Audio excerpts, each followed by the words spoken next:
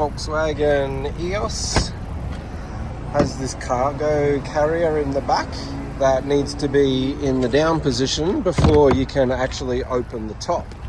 However, this one had broken clip on the side, and I'm going to show you how I fixed it. Just a quick little plastic repair. This is the good side, the other side is broken.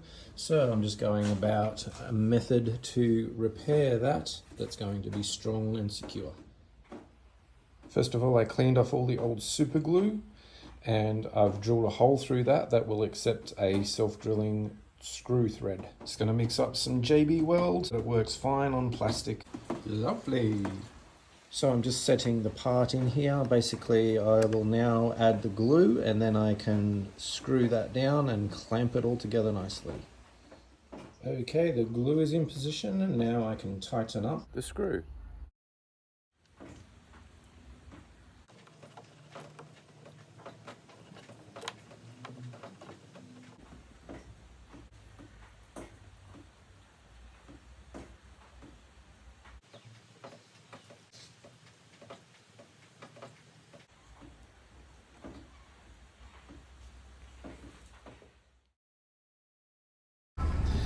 This is the good one, and this is the one that was broken and is now good.